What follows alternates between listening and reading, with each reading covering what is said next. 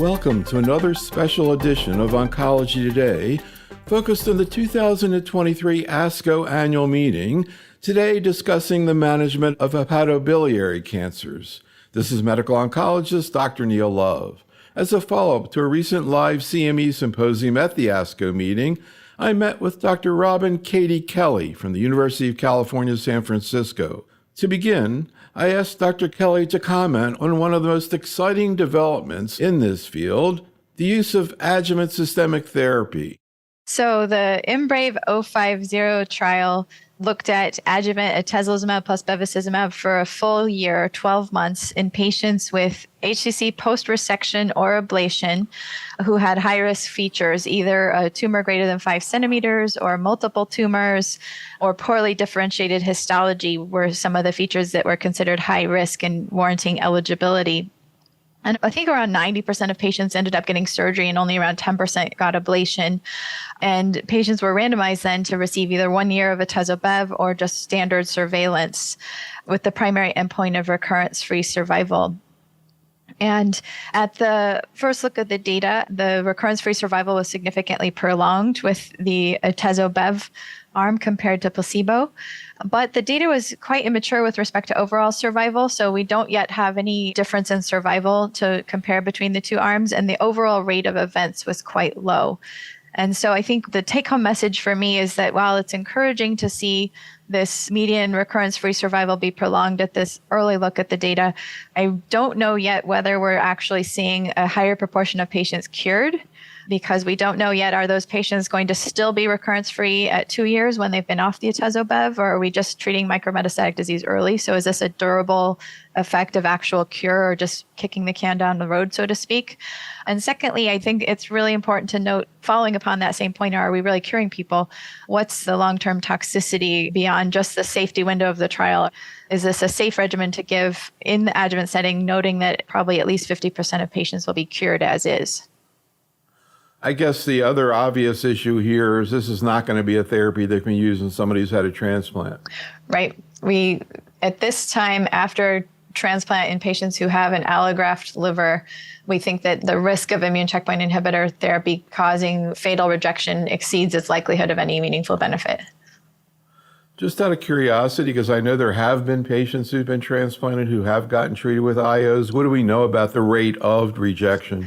There aren't, as you can imagine, there's not a ton of data across several series of, between 10 and 30 patients roughly in each series. We see that rates of rejection, and for liver transplant, that often is fatal rejection, tend to be 30% or higher, or, at least 20% and probably 30% across these studies, some higher than that.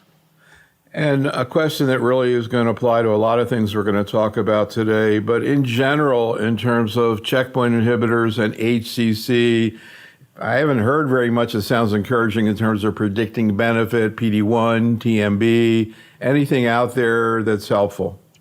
I'd say not yet. There's data from IMbrave150 analyses of biomarker data presented by Andrew Zhu in Nature Genetics, I believe, 2022, which showed that maybe patients with TERT mutations potentially had slightly more favorable outcomes, and patients with beta-catenin had better outcomes on sorafenib, but neither qualified as a strong predictive biomarker.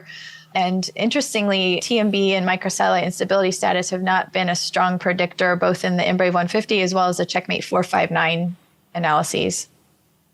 That's so true in so many cancers nowadays. One other thing, again, just sort of a general thing that I'll bring up right now, but it has relevance in general, which is the issue of viral versus non-viral etiology of the HCC and benefit from checkpoint inhibitors. We've been very interested in this question for a while, and back in 2021, a meta-analysis was presented led by Pfister et al. In Nature, showing that patients with viral etiologies, particularly hepatitis B, combined from the CheckMate 459 trial, IMbrave150, and Keynote 240, had favorable overall survival outcomes compared to non-viral patients who did not seem to differentiate between the control arm, either placebo or no treatment or sorafenib, and depending whether it was the first line or second line context. Now, interestingly, though, if you look at the phase 2 trials leading up to those phase 3s, as well as the response rates in the phase 3s, this overall survival phenomenon is really not consistently borne out in the more direct efficacy data, meaning the response rates and the PFSs don't really differentiate by viral status. And so that begs the question of, are we really seeing a post-progression phenomenon based on the comorbidities that track with non-viral, or the access to other downstream therapies that track with Western or Eastern parts of the world? And so it's a much more complicated clinical question with lots of confounders than just response. The other thing, and I imagine this must change depending on where you are geographically, and be curious to know kind of what the typical mix is. And I'm just kind of curious in terms of the patients that you're seeing, of course, a lot of them are referred as well. What's the non-viral phenotype that you see? Are these obese patients, or, you really can't pin that down? Do they have NASH? So unfortunately, NASH is very underdiagnosed, and we, often will surmise that patients might have had some non-alcoholic fatty liver disease or NAFLD, and maybe NASH. Based on looking back 5 years ago, they had some transaminitis that was on and off. Every lab draw, they had an ALT that was a little high or fluctuated. So we can make guesses, but often patients that have a confirmed diagnosis of NAFLD or NASH will be diabetic and have been getting lab checked for other reasons and then get captured. And then, often people who are in a good health system will get referred to hepatology clinics these days. But what we see in our clinic, as you allude to, a lot of them come in and they may be non-viral, but they've never been formally evaluated for NASH. And we have to just make assumptions based on obesity, diabetes, hyperlipidemia, family history.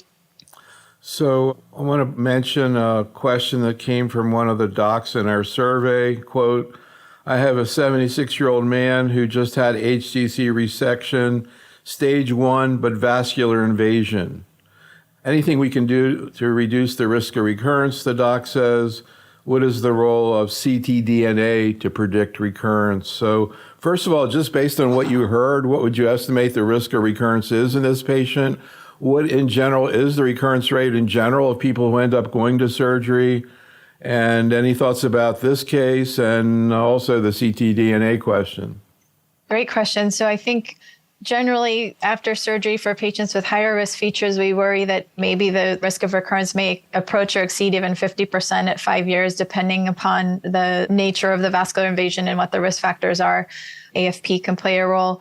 So for a patient with I don't know if it was microvessel invasion or frank macrovessel invasion and what the differentiation was and what the AFP pre and post was, but macrovessel invasion, we think the recurrence rate is extremely high, much greater than 50%, particularly also patients who don't clear their AFP and have a persistently high AFP value that never goes away. We think those are extremely high risk of recurrence.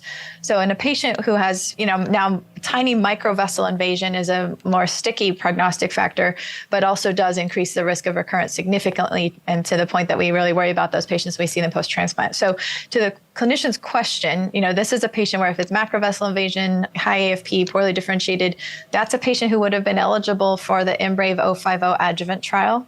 And while we discussed earlier that the data are not mature yet with respect to the OS, and we have longer follow-up is needed to know if we're really curing patients versus delaying recurrence, I think this is a patient, if they have macrovessel invasion and high-risk features, it's worth discussing with them the results, the knowns and the unknowns, and offering atezo-bev in the adjuvant setting. I guess you could say even if you know that the patient's going to recur, the patient doesn't have any symptoms or evidence of disease, I guess it'd be hard to know whether or not treating early would be better. What about this question about the ctDNA? I believe that ctDNA probably can predict recurrence earlier, but back to your point, until we have knowledge of whether somebody's going to have a greater chance of being cured or have a greater chance of a more durable response by switching systemic therapies in the advanced setting, I don't know that we have data to show that we're helping patients by doing that earlier yet. So I have not been using it in HCC. Just out of curiosity, are there tumor-informed assays, a Signatera? Can you send that in HCC? And are there any situations in HCC where you might want to use it? clinically, not necessarily in the adjuvant setting, maybe oligometastatic or something? Any situations where you might want to use it? So Signatera has done some research showing that you can detect recurrence early. And so I think that, again, if we had really strong adjuvant data, that would, more mature data from IMbrave050, that would potentially be worthwhile if we can increase our chance of cure. But again, we need the data. I think the role for other cell-free DNA biomarker testing makes more sense in patients where I'm not confident of the histology. So it might be a mixed HCC cholangio, has features that are suspicious for some hidden cholangio in there. Or if it's been a resected patient, a patient with mixed tumor histology suggesting that there's a component of cholangiocarcinoma, then I will also check ctDNA, particularly and specifically in advanced patients where we might need the therapy predictive biomarker testing done. So I don't have to tell you what the number 2 question was in HCC, which is what's the optimal first-line therapy? But before we even get to that, there were a lot of questions about the issue of choosing between liver-directed therapy and systemic therapy. When I first saw the atezo-bev data, my first thought was, I wonder if there's going to be less, local therapy. The liver oncologists are always telling me they get these patients when they've had really extensive treatment. So first question is, have you seen a shift away from local therapy since these regimens have come in practice? In your own practice, you find yourself turning to systemic therapy more frequently? Yes, we have. And it's particularly for those patients where we've always known that liver-directed therapy isn't great, but we've been at a loss given the lack of great options. But the example would be patients with very infiltrative, heterogeneous tumors that aren't consistently enhancing. We know that arterial therapies don't do well without robust enhancement. Patients with multifocal disease, bilobar disease, where we know that it's clearly not going to be a curative therapy, and patients with borderline liver function where they may have just one shot on goal in terms of a liver-directed treatment compromising their liver function. Those patients were shifting to systemic therapy much earlier now. One of the specific questions here I see is, would you give systemic therapy to a patient with diffuse involvement of the liver but no extrahepatic disease? Yes, absolutely. Especially diffuse infiltrative picture. Those patients don't do well. You have to treat a huge amount of the liver to treat all of the tumor. And even then you don't know quite where it is. And they're at higher risk for decompensation if you're treating large amounts of healthy liver or remnant liver.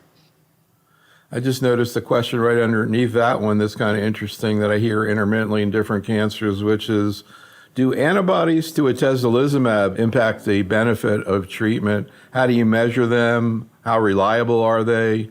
What do we know about antibodies to PD-1 in general? And I think it seems like I've heard more about atezo, but what do we know about that? So atezolizumab, using the assay used in the clinical trials for atezolizumab, does have a higher rate of anti-drug antibody formation. So patients start atezolizumab, are naive to it, don't have any baseline antibodies, but develop it on the course of treatment. And I think from IMbrave150, the rate was around 20%.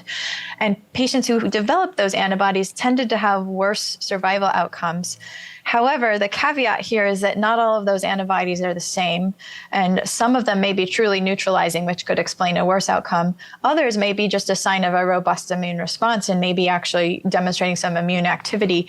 And we don't know, so the antibodies themselves are not homogeneous, and the assay is not something available clinically for prime time because of this. It's purely a research tool. And so while it gives me pause to worry that my patient may not be responding to atezo because maybe they did develop a neutralizing antibody, the antibody existence itself does not prove that it's a bad antibody, and we don't have a test for it. Now, I think clinically, though, it does give me reason to think that, if I do have an early progressor on atezo who's otherwise fit, I may try a different PD-1 inhibitor downstream under the possibility that they had a neutralizing antibody to atezo. So speaking of other antibodies, of course, people want to know about durva-tremi versus atezo-bev. And another question I see right underneath a bunch of these is, what's the best regimen that'll provide a rapid response in a patient with severe pain, multiple bone mets, a biopsy proven? So in general, how do you decide between the two therapies? And what about the patient who needs a response quickly? So they both tend to in the patients who achieve radiographic response, both regimens do have a relatively quick rate of response, usually within 2 cycles or so. Now, I think right now there again are no head-to-head comparisons with respect to response rate and PFS and OS for the 2 studies, but comparing between trials and all the intended caveats thereof, I think it's fair to say that the atezo-bev regimen does have a higher progression-free survival rate, disease control rate than durva-tremi. While durva-tremi, we do see that those patients who did get a response have an extremely long response, and we don't yet have the, say, 3-year and 4-year data from atezo-bev like we do from durva-tremi. So in the patient described who has kind of urgent tumor burden needing at least disease control or response, presuming no contraindications or comorbidities that drive me otherwise, I would probably pick atezo-bev because of that higher PFS, the higher disease control rate. Again, assuming no comorbidities that drive me to durva-tremi instead.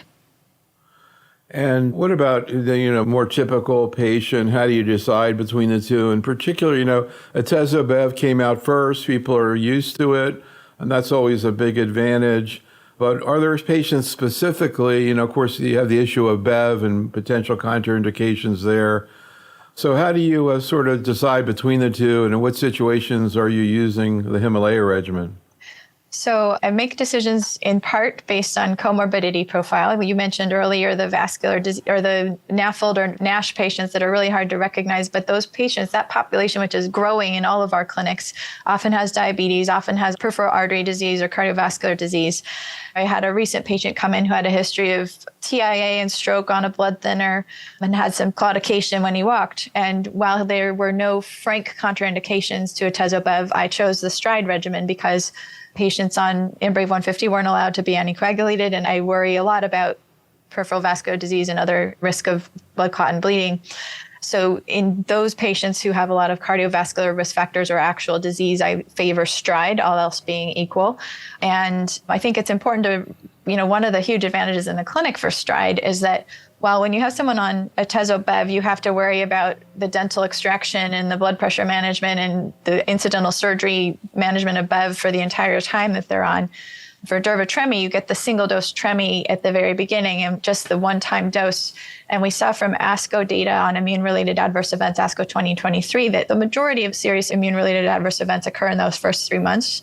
And in patients who have a response and end up on durva monotherapy thereafter, it's pretty smooth sailing without a lot of intervention on the part of the oncologist. Of course, immune-related adverse events can occur anytime, but the majority of them are in those first 3 months, and there's not a lot of care required, such as managing an anti-angiogenic long-term.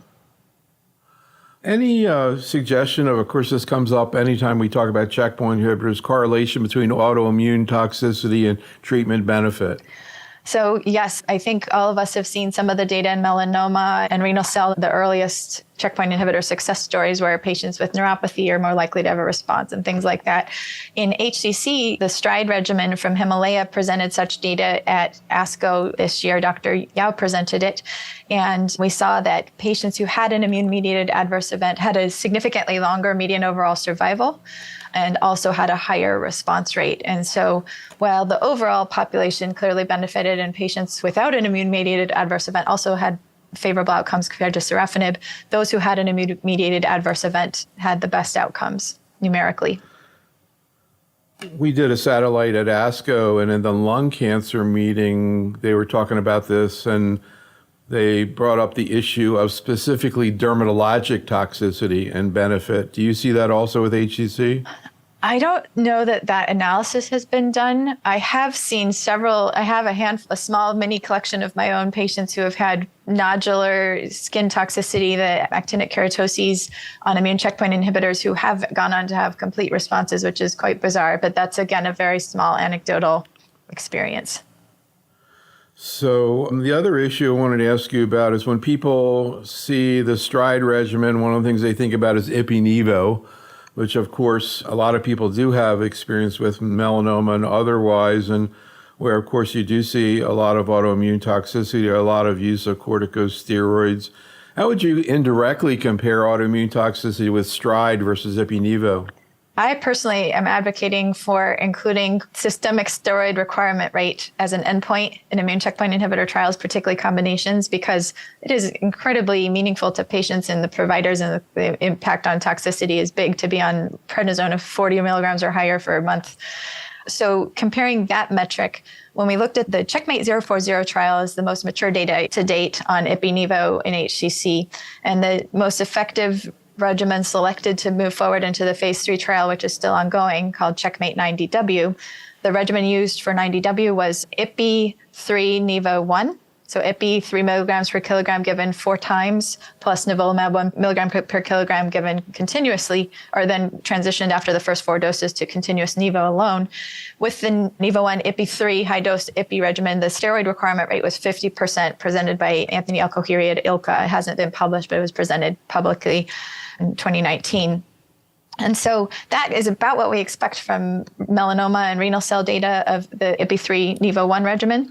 Conversely, if you look at the STRIDE regimen with the single-dose tremelimumab, the steroid requirement rate in the Study 22 large phase 2 trial preceding Himalaya and Himalaya itself was about 20%. So definitely lower, about half as lower, or a little more than half lower.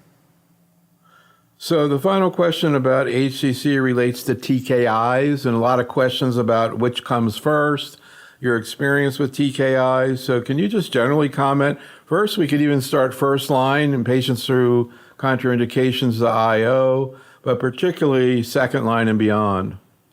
Right. So again, there are patients with contraindications to IO, prior transplant, as we talked about, or significant autoimmune disease where we worry about pretty high risk of flare or worsening.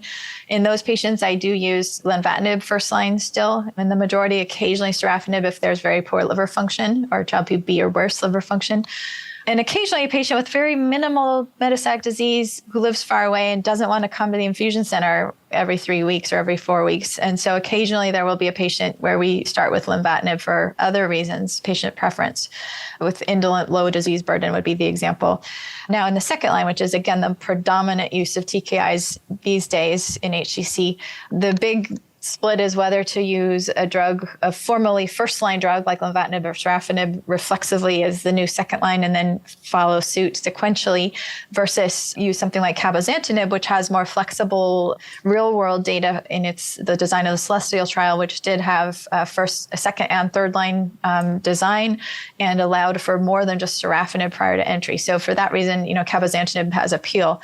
I think, as I mentioned earlier, I do make choices based on comorbidity profile and what the toxicities were on first-line therapy to choose between usually lenvatinib or cabozantinib based on their efficacy. Lenvatinib had quite impressive efficacy as monotherapy, as we all know from LEAP-002, and cabozantinib also showed impressive monotherapy efficacy in COSMIC 312 in the first line, and we know both of them from post hoc analyses. We know that both of them have good efficacy post-atezo-bev in at least a small series of patients. So I'll pick lenvatinib in patients who didn't have significant hypertension or proteinuria after atezo-bev, for example. I'll pick cabozantinib in a patient who had a lot of problems with hypertension or proteinuria, which are more difficult to manage with lenvatinib. So actually quite a few questions about dosing of TKIs, particularly cabo and lenvatinib. How do you approach it? So Cabo's label recommends using a dose of 40 milligrams for patients with Child-Pugh B liver function instead of the standard dose of 60 milligrams in second or third line. So I'll use 40 milligrams for patients who have Child-Pugh B or borderline Child-Pugh B liver function. I'm worried about their liver function. I often also will extrapolate from that and use 40 milligram starting dose in more fragile patients with other comorbidities, and then escalate up if they do great, if they have no toxicity, or go down to 20 milligrams if they have significant diarrhea or hand-foot syndrome. For lenvatinib, the starting dose in HCC is 12 milligrams for patients that are 60 kilograms or more in weight, but patients who are flirting with 60 or less weight or who have borderline liver function, I'll start with the 8 milligram dose. So let's talk a little bit about biliary tract cancers. And again, I think one of the most common questions we got is about first-line therapy. We have the TOPAZ approach of durvalumab plus chemo. We have the Keynote 966 trial of pembro with chemo. Again, kind of putting aside access issues, but sort of from a clinical perspective, how would you compare those two options? And I'll just throw in, of course, the most common question we heard all through ASCO, which is, what do you do about the chemo shortage? Yeah, great questions. So beginning with the first question, I think both Topaz-1 and Keynote-966 really reinforce and cross-validate each other in showing that there is benefit to adding an immune checkpoint inhibitor to GemCis in the first-line context in all-comer biliary tract cancers, and that this benefit persists whether one continues gemcitabine more than 6 months versus whether one stops cold turkey all chemo after 6 months. And so I think that was what was very important about 966 in addition to Topaz-1, and that 966 allowed patients to continue gemcitabine according to investigator and patient preference and how the patient was doing at that 6-month mark, which is what we do in practice. And so one of the questions that arose from Topaz is, are we seeing this separation of the curves at 6 months because you just stopped all the chemo? And of course, patients who are dependent on chemo are going to progress at that point, and that may accentuate the benefit perceived. And conversely, you still see that benefit maintained even when continuing the GEM in 966. So again, they validate each other that there's a role for adding the immune checkpoint inhibitor in this first-line context. I don't think we have any data to tell us which one's better. I think they both had very similar outcomes, bearing in mind cross-trial differences. One was centrally reviewed imaging, one was not. Keynote-966 was centrally reviewed, Topaz-1 was investigator, and they have slightly different populations, but overall, both strongly support the strategy. In terms of the shortage, I believe was the next part of your question. This is we still are fortunate to be able to get cisplatin for our first-line patients right now at my institution, but we have strategies for rationing. And I think, one of the important points as an advocate for our biliary tract cancer patients is that we only use 25 milligrams per meter squared, and it is a much lower dose. And so we can treat, 3 patients with biliary tract cancers, compared to 1 with many other indications, because that's, 2 out of 3 week dosing. So that's one point in favor of using it. I think, though, that in the era of shortage, it suggests that perhaps we could use it. My strategy has been, instead of continuing it for 6 months, maybe stop at 4 months in a patient who's having early toxicity, or plan to add it later in a patient that we just can't get it in the, say, community site. Start with GEM and durvalumab, and then add the cisplatin once the cisplatin becomes available. It's hard to believe we're actually having this conversation, huh? Yeah, it's ridiculous. It's not believable. Anyhow, interestingly, one of the questions came in, I guess somebody had a patient with biliary tract cancer who had a high TMB. Do you approach those patients any differently in terms of your choice of therapy? This doc, I don't know, it doesn't say how high the TMB was, but brings up what you think about Ipi/Nivo. So I have had a pretty decent collection of patients now who have microcytic instability and, of course, high TMB with biliary tract cancers. And unlike HCC, microcytic instability does predict for response to immune checkpoint inhibitors. And cholangiocarcinoma patients were in Pembro data leading to tumor agnostic approvals. Cholangio comprised a subset of all of those impressive complete responses on those waterfall plots. And so I think the question is, if you have an MSI high patient with cholangio, do you need the chemo? Might they have a complete response with the Pembro alone? And so that's the discussion I would have in a patient who perhaps has a low burden of disease and is not imminently at threat from their tumor burden. I might start with Pembro monotherapy. I have seen and have patients with prolonged complete responses, and dare I say, even patients who have had complete responses in metastatic disease and are now off treatment from monotherapy. So I want to move on and talk about targeted therapy in biliary tract cancers, but just one other question in terms of how people in general manage biliary tract cancers, and the fact that I'm using that term, I think also brings up the issue of how do you differentiate between them. I mean, people like you, when I sit down and talk to you, have all these things in your mind about if it's a cholangio or intrahepatic, extrahepatic. But for the general medical oncologist in community-based practice who's trying to keep track of everything, are there any sort of myths or misperceptions about this whole issue, or things that people really ought to be aware of in terms of approaching people differently based on where the biliary tract cancer starts? So I think right now our first-line data, while sometimes in a couple subgroup analyses, we've seen worse outcomes with the extrahepatic and perihilar and distal than intrahepatic. I think one of the things that's important to remember is the advanced extrahepatics, where they're right at the tumor hilum, like the so-called old-fashioned name Klatskin tumor, versus the ones that are closer to the head of the pancreas, the distals. Those are really difficult patients that often have obstruction and complicated stent and drainage issues. And so their outcomes are harder to interpret on clinical trials due to the complications of infection and blockage. And that said, I think as a whole, the data from Keynote 966 and Topaz-1 reassure us that overall, all anatomic subsites seem to benefit from GemCis and immune checkpoint inhibitor, with the caveats that there's more complications in some sites than others. Intrahepatics always seem to perform best, probably because they have fewer such complications, is my interpretation of these data. But as a whole, right now, we think that they behave similarly with this sort of all-comer approach. Now, where things get different is in second line, because intrahepatic definitely have a distinct pattern of targetable aberrations compared to extrahepatic and gallbladder. So we see the FGFR2 fusions, we see the IDH1 mutations nearly exclusively in intrahepatic, where extrahepatic and gallbladder tend to have higher rates of HER2 amplification or overexpression. Other aberrations are probably pretty similar. BRAF is probably similar across these, at least intra and extrahepatic. We don't know as much about gallbladder. But point being, it's very important to get tumor next generation sequencing with a good panel and consider even repeating it or doing cell-free DNA if you have insufficient quantity for your intrahepatics. For extrahepatics and gallbladders, HER2 immunohistochemistry is more important to obtain, even though it can still be overexpressed in intrahepatic as well. But when we get into the targeted therapy realm, that's when the anatomic subsite can bias what we're likely to find.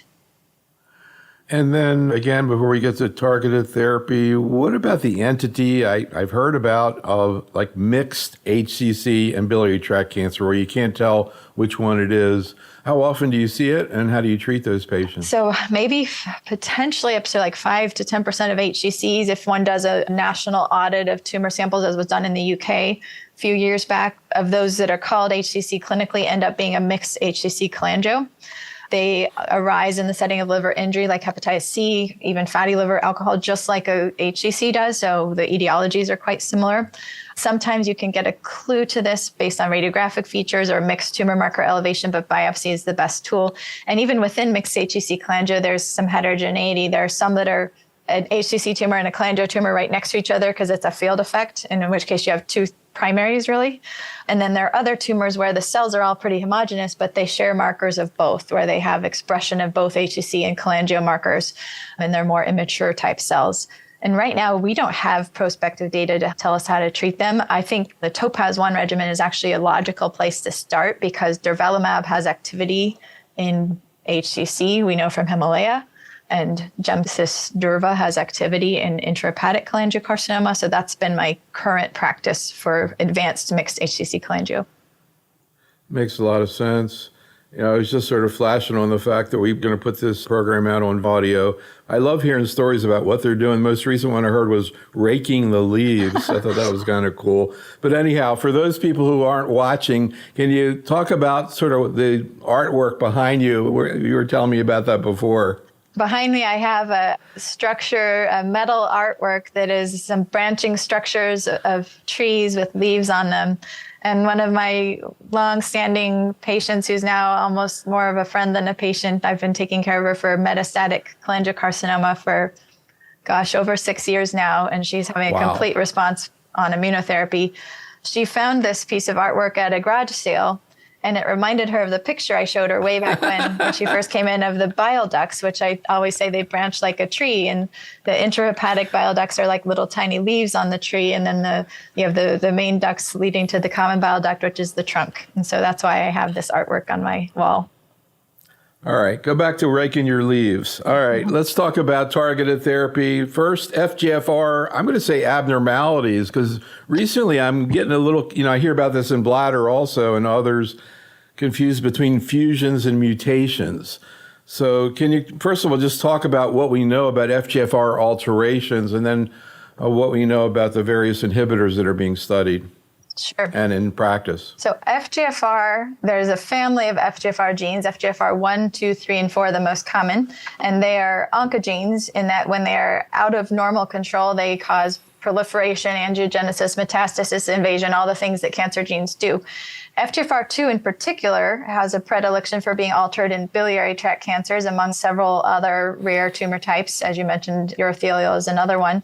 And it can be, the gene FGFR2 can be altered and overactivated in a variety of ways. In cholangiocarcinoma, about 10% of intrahepatic cholangiocarcinomas within the liver will have what's called a fusion or a rearrangement, where a non-coding, so not the actual protein itself, but a non-coding regulatory part of the gene is connected to some other gene. And the way I think of it in a simplistic way is you connect the business part of the gene, which is normally tightly regulated because it's an important oncogene. You would connect it to something that's more of a housekeeping gene that's not tightly regulated or that's overly active because it's a boring gene. And instead you turn it on excessively. And so if you take the normal part of FGFR2 and put it under a different control mechanism, it will be overactivated and make way too much FGFR2, causing invasion, metastasis, cancer. That's a fusion or a rearrangement. They're subtle. If you know which gene it's connected to, we call it a fusion. If it's rearranged to a different place that's not fully understood, it's a rearrangement. Both of those, though, cause too much of the normal protein to be made and functioning. Now, mutations in the kinase domain, so actual mutations in the business part of the protein, can also make the gene out of control from a regulation standpoint, because the normal molecular brake that turns the gene on and off when it should be will be displaced, or the ATP binding pocket will be shifted in a way that makes it more active than usual. So there can be activating mutations, or a cell can just acquire too many copies of the coding part and make just too much of the protein and be amplified. So those are sort of the three ways that FGFR2 in particular can become oncogenic and drive a cholangiocarcinoma.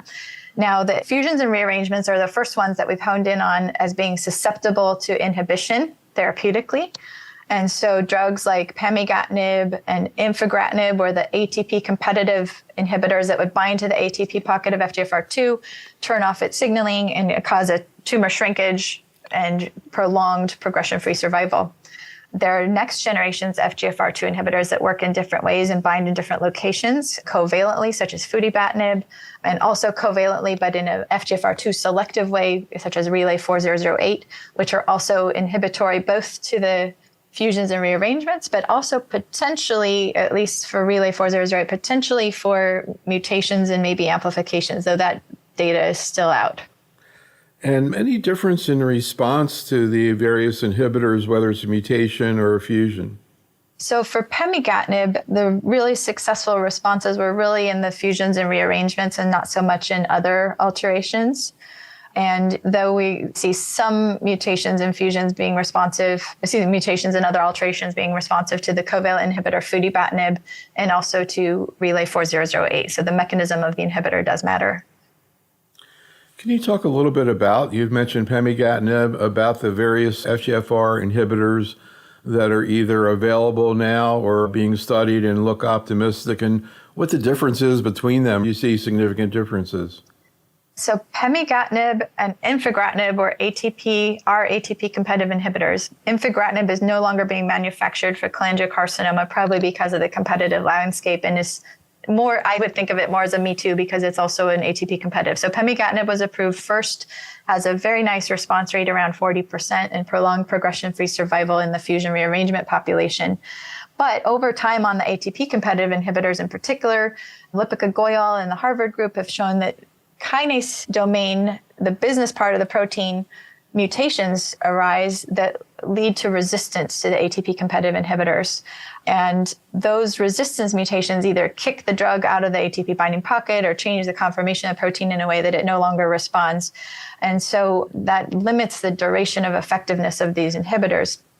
The newer inhibitors, such as futibatinib, also can develop resistance over time, but can inhibit some of those resistance mutations themselves, looking at preclinical models of those actual mutations that occur in the kinase domain, in addition to the original parental fusion.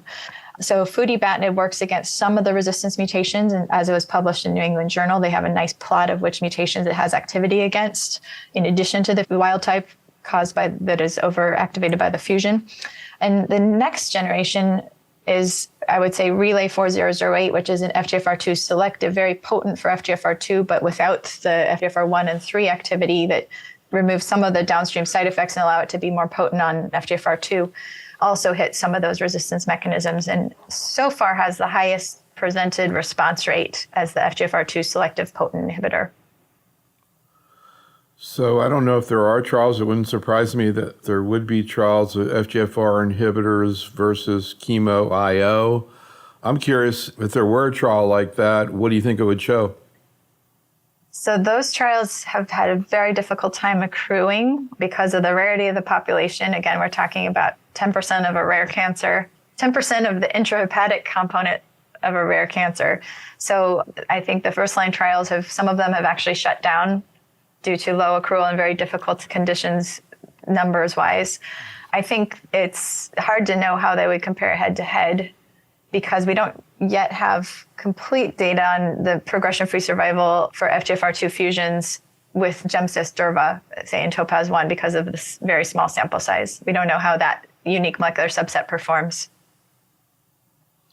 Yeah, I always joke around that biliary tract cancers is the new non-small cell. And there with lung cancer, they did one study of chemo versus EGFR, gefitinib, and the people did better with gefitinib. And I think they did stuff like that with ALK. And then they stopped doing randomized studies. They found something that caused a 50% response rate. They just start using it first line. I don't know if that's ever going to happen with you all. I think it's very plausible. The Relay 4008 drug is reporting much higher response rates than 50%, up to 80-some% in the cohort presented at ESMO 2022 by Hallebeck et al. We'll see if that bears out in the pivotal cohort that's ongoing, which will be a much larger cohort, but it's quite exciting data. And I think the other piece, analogous to what you mentioned in lung cancer, is we now have several agents that are designed specifically for those resistance mutations to follow upon these first generation or even advanced first generation drugs. So there will be a pipeline of drugs specifically for FGFR and FGFR resistance. So let me read you a couple more questions from oncologists. Quote, I'm treating a patient with cholangiocarcinoma with pemigatinib. This individual developed hyperphosphatemia and nail toxicity. Would you be able to provide, quote, pearls for someone who doesn't use the drug very often? My guess is probably the only time that docs ever use pemigatinib. Any pearls? Yes. So the FGFR 1 through 3 inhibitors like pemigatinib, infigratinib, and futibatinib that have FGFR1 activity as well as FGFR2 cause hyperphosphatemia in most patients, upwards of 70% and higher in my experience. And so we monitor phosphorus, and as soon as it looks high, 5.5 or higher is the number that a lot of the clinical trials use. We add a phos binder such as Sevelamer, which is used in chronic kidney disease to bind high phosphorus levels. And it's a bit of a horse pill and kind of unfavorable for patients to take, but they need to take it 3 times a day with meals. A low phosphorus diet might help, but I think that the binder is needed. And you want to keep the phosphorus in the grade 1 or 5.5 range. There is a theoretic potential for ectopic calcification if the phosphorus is too high. And so that's the issue with the pan-FGFR inhibitors such as pemigatinib, futibatinib. Relay 4008 just hits FGFR2, does not have much FGFR1, so it does not show much hyperphosphatemia, thankfully. Now, the nail toxicity is an FGFR2 phenomenon, and all patients seem to get it, and it is bothersome.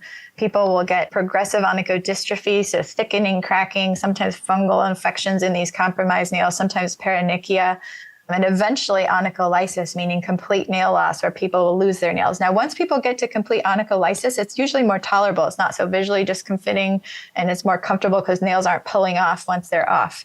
But people need to use topical antimicrobials. Vinegar and water soaks. It's kind of a pretty full-time job to take care of one's nails when they're in the onychodystrophy phase. But a couple times a day, vinegar soaks, application of the antimicrobial ointment to any cracked or red areas. And then sometimes we'll use topical steroid to any inflamed areas and then coat it with a urea cream and Vaseline to cracked areas. Yeah, does not sound like fun. So I guess you could also say that biliary tract cancer sort of is another new AML in terms of IDH inhibitors. I'm trying to get ready for a big webinar next week on high-risk MDS. They're using IDH inhibitors also. So what do we know about IDH mutations in biliary tract cancers and IDH inhibitors? So IDH1 mutations occur probably in about 15% also of intrahepatic. And the IDH1 inhibitor, ivosidenib, inhibits that mutant IDH1 protein. And Interestingly, IDH1 mutations in cholangiocarcinoma cause a loss of differentiation. And so we see a proliferation of poorly differentiated immature cells in the tumor, and blocking the mutant metabolite, oncometabolite 2-hydroxyglutarate, results in differentiation. So the tumors don't shrink so much as the cells, if thoroughly biopsied, show more of a cholangiocyte phenotype as opposed to an immature phenotype. So they mature and stop growing so fast, not shrinking so much. So as you might expect, the response rate to an IDH1 inhibitor such as ivosidenib tends to be low, less than 5%. But we see a prolongation in progression-free survival in a subset of patients. Usually the results are modest by just a month or two in the big phase 3 trial called Clarity. But we do have like any targeted inhibitor, we see a tail of the curve with subset of patients having prolonged responses or prolonged stabilization. I think our longest patient is in the 3+ year range of progression-free survival. And of course, in AML and MDS, or mainly AML, you have the issue of differentiation syndrome. Do you see that with biliary tract cancers? No, being a focused tumor in the liver, a solid tumor not in circulation, and also not having such an exuberant response rate of actually killing the cells, but there's not a differentiation syndrome that's associated with the hematologic cells. Also, the cholangiocytes don't release that same profile of inflammatory cytokines or mediators. So last topic is HER2 alterations in biliary tract cancer, overexpression and mutations. I'd like to know how often you see that, and particularly what are some of the new and exciting approaches to this. Some of the things that we talked about in the meeting at ASCO, of course, trastuzumab deruxtecan, we talk about it every time we hear about HER2, but also tucatinib, which is a TKI that's used a lot in breast cancer as part of the HER-Climb regimen. And then another agent I had not heard about before, zanidatamab. So can you talk about, first of all, HER2 alterations, what you see in biliary tract, and some of these new and exciting approaches? Sure. So we don't have great data on exactly what the incidences are, but we know that the frequency of HER2 overexpression is greatest in gallbladder, probably at least 20% in the gallbladder context, probably at least 10% in extrahepatic, and probably at least 5% in intrahepatic, bearing in mind that we don't have great cohorts of tumor tissue with consistent HER2 testing. Mutations can also happen in these three locations, but are less common than the overexpression rates.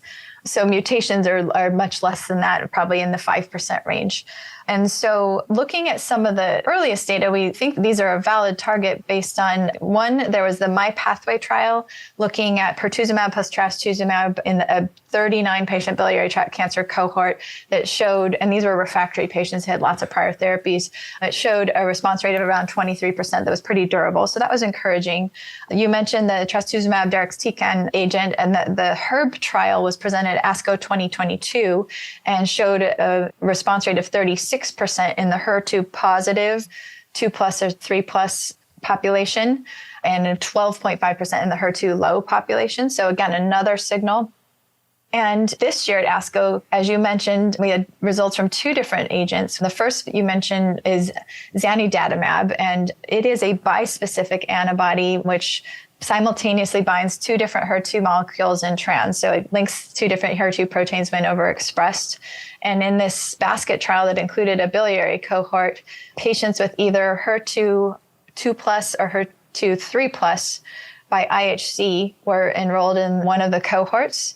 Majority of those patients happened to be 3+, so almost 80% of them were 3+. So bear in mind the data probably reflect the 3+ population most. But again, the signal response was quite impressive with an objective response rate by central review of 41% and a disease control rate of almost 70%. The majority of these were pretty prolonged, greater than 6 months. And so that was really exciting. The median duration of response was actually 12.9 months, just to give the actual numbers there. So that zanidatamab IV bispecific agent is quite intriguing in that second-line refractory population.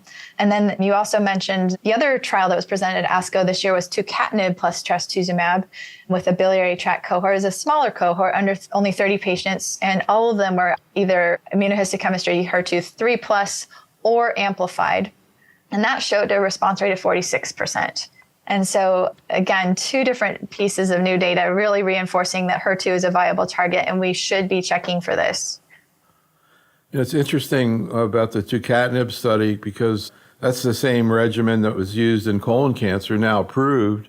But in breast cancer, they add in capecitabine, which is a lot of times is a big headache that people don't like. You get a lot of diarrhea, et cetera. It's kind of interesting the way it was developed. And in all three situations, it seems like you see really effective responses. In terms of the zanidatamab, the bispecific, so I assume because this is not one of these CD3 immune kind of bispecifics, I guess you don't see cytokine release with this? I haven't used it, but when I look at the treatment-related adverse events, infusion-related reaction was around 35%, but only 1%. I'm double-checking the numbers right now. Only 1% were grade 3 or 4. So they reported as being quite low. There were also a low number of ejection fraction decreases, around almost 4% were grade 3 or higher, but pretty low rates of immune-related reaction. If you consider the 1.3% is quite low. Yeah, sometimes I wonder how you separate. I mean, I'm sure there are ways to differentiate cytokine release from just an infusion reaction to an antibody. I know they're different, but I'm not sure how easy it is in a trial to separate them. Are you aware of any other tolerability issues with this bispecific? I think the other adverse event that was called out was diarrhea in around 40% overall and 5% grade 3 or higher. So I think it looks like those were the top adverse events, the diarrhea, the infusion reaction, and the ejection fraction. But most were low grade, and diarrhea was 5% grade 3 or higher. So you mentioned one of the things that's interesting about these three agents is actually two of them are approved, trastuzumab deruxtecan and tucatinib. Have you or would you use either one of those outside a clinical trial in a patient who was run out of approved options? I would, and I have. I have used the trastuzumab deruxtecan and also trastuzumab pertuzumab, and I haven't yet used tucatinib, but based on this data, I would consider it, particularly in the occasional patient with brain metastases, and which, again, that's not a common thing at all, but when you see a lot of cholangiocarcinoma, they occasionally show up. But I think more importantly, so yes, I think we have enough data from across a variety of mechanisms and of HER2 targeted agents to reassure us that this is a viable target, an active target to hit. And we should be checking for this. And I really hope to see a registrational pathway in future trials ahead. It's funny you mentioned brain mets because at one of our symposia recently, Zev Wainberg from UCLA was talking about he had a patient with gastric cancer, HER2 positive. You know, they use first and second line anti-HER therapy there, but the patient had a brain met, and somehow he was able to get tucatinib, and he was able to give it to that patient. So, yeah, I guess you don't see as many brain mets, though, with biliary tract cancers. Not too often, but they're in the 1% range, yeah. Anything else that we have? We've talked about a lot of things today in both biliary tract cancers and HCC. I'm sure we left out a lot of great stuff, but anything sort of stick in your mind and anything else you might want to comment on, particularly in terms of things that you're excited about for the future? Well, I think I'm most excited about just the global picture here of us realizing these are treatable cancers and not a one and done cancer, and opening our eyes that we have options to intervene at multiple places earlier and later in the disease course. And I think that's the most important message for us as oncologists, that we do have options. I think obviously the targeted therapies are very exciting as we refine our understanding of the different subgroups of biliary tract cancers. Likewise, the immune, I'm really hopeful that down the road in the next few years, we'll have more immune subgroups in both biliary and especially HCC to help us pick which regimen to use and to find new, better combinations. So I think we're in an era of big progress because I think the reality is we recognize there's as one of my hepatology colleagues put it, a tsunami on the horizon, or we're just reaching the tsunami of cases that are expected at least or projected for hepatobiliary cancers. And so the numbers are going up, and it's really great to have the attention meeting the need now more than in the past. This concludes our program. Special thanks to Dr. Kelley, and thank you for listening. This is Dr. Neil Love for Oncology Today.